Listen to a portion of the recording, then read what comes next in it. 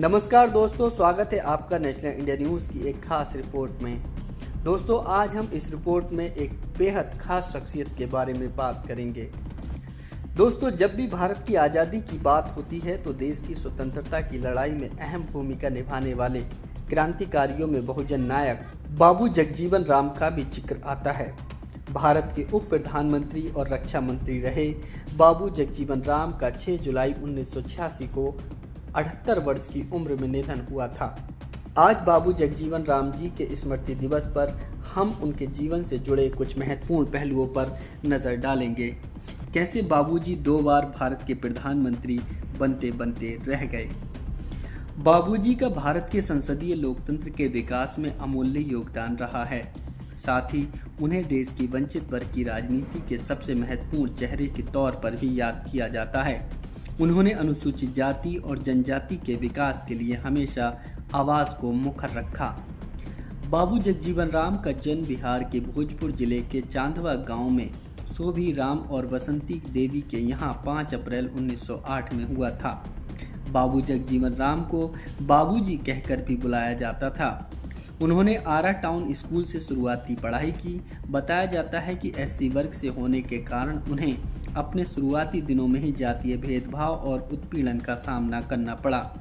हालांकि जाति आधारित भेदभाव का सामना करने के बावजूद जगजीवन राम ने बनारस हिंदू विश्वविद्यालय और कलकत्ता विश्वविद्यालय से उच्च शिक्षा हासिल की। स्वतंत्रता संग्राम की लड़ाई में बाबूजी ने अहम भूमिका निभाई। 1934 में उन्होंने कोलकाता में अखिल भारतीय रविदास महासभा और अखिल भारतीय दलित वर्ग लीग की स्थापना की थी। इस संगठन के माध्यम से बहुजन समाज को आज़ादी की लड़ाई में शामिल किया गया। 19 अक्टूबर 1935 को जगजीवन राम ने रांची में हेमंड कमीशन के सामने पहली बार बहुजनों के लिए वोट के अधिकार की मांग की। 1936 में बाबू जगजीवन राम 28 साल की उम्र में बिहार विधानसभा परिषद के सदस्य नामित हुए। 1937 में जब कांग्रेस सरकार बनी तो शिक्षा और विकास मंत्रालय में संसदीय सचिव के रूप में जगजीवन राम को नियुक्त किया गया। बाद में 1938 में पूरे मंत्रिमंडल के साथ उन्होंने इस्तीफा दे दिया था। बाबूजी ने 50 सालों तक सांसद रहने का वर्ल्ड रिकॉर्ड बनाया। बाबूजी 1936 से 1986 तक सांसद रहे। बाबूजी 1940 से 1977 तक अखिल भारतीय कांग्रेस कमेटी के सदस्य रहे और 1948 से 1977 तक कांग्रेस कार्य समिति में भी रहे। वह 1950 से 1977 तक केंद्रीय संसदीय बोर्ड में रहे। जगजीवन राम ने नेहरू से लेकर इंदिरा गांधी की सरकार में अहम मंत्रालयों की जिम्मेदारी को संभाला। 1971 में जब भारत पाकिस्तान युद्ध हुआ तो वह उस समय देश के रक्षा मंत्री थे। यही नहीं, जब देश में हरित क्रांति आई उस समय वह देश के कृषि मंत्री थे। देश में जब इमरजेंसी लगाई गई थी उसके कुछ महीनों तक जगजीवन राम और इंदिरा गांधी के बीच रिश्ते सामान्य रहे थे। बताया जाता है कि इंदिरा गांधी ने बाबूजी से वादा किया था कि अगर उन्हें पीएम का पद छोड़ना पड़ा तो वे ही अगले प्रधानमंत्री होंगे, लेकिन ऐसा नहीं हुआ। हालांकि बाद में दोनों के बीच दूरियां बढ़ने लगीं और जगजीवन राम ने इमरजेंसी हटने के बाद अपनी पार्टी बना ली। जगजीवन राम ने 1977 में हेमवती नंदन बहुगुणा के साथ मिलकर कांग्रेस पार्टी से इस्तीफा दिया और कांग्रेस फॉर डेमोक्रेसी नाम से नई पार्टी बनाई। इस बीच जयप्रकाश नारायण के कहने पर उन्होंने जनता पार्टी के चुनाव चिन्ह पर चुनाव लड़ा।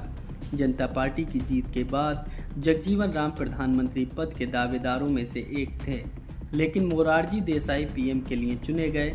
हालांकि बाबूजी ने मोरारजी देसाई के शपथ ग्रहण समारोह से दूरी बनाए रखी। जयप्रकाश नारायण के काफ़ी समझाने के बाद वह कैबिनेट का हिस्सा बने और उन्हें उप प्रधानमंत्री बनाया गया। इसके बाद 1980 में लोकसभा चुनाव में जगजीवन राम को जनता पार्टी ने पीएम पद का उम्मीदवार बनाया था, लेकिन जनता पार्टी को इस चुनाव में हार का सामना करना पड़ा था। अगस्त 1933 में अपनी पहली पत्नी की बीमारी के कारण मृत्यु के बाद बाबूजी ने कानपुर के जाने माने सामाजिक कार्यकर्ता डॉक्टर बीरबल की बेटी इंद्राणी देवी से विवाह किया। इस जोड़े के 2 बच्चे हुए, सुरेश कुमार और मीरा कुमार। मीरा कुमार 2009 में अपनी पूर्व सीट सासाराम से सांसद बनी और 2009 में लोकसभा की पहली महिला अध्यक्ष बनी। 6 जुलाई 1986 को बाबूजी ने अपनी अंतिम सांस ली। बाबूजी ने सदैव निडरतापूर्वक अन्याय का सामना किया एवं साहस, ईमानदारी, ज्ञान व अपने अमूल्य अनुभव से सदैव देश की भलाई की। वे स्वतंत्र भारत के उन महान नेताओं में से एक थे जिन्होंने बहुजन समाज की दशा दिशा बदल दी।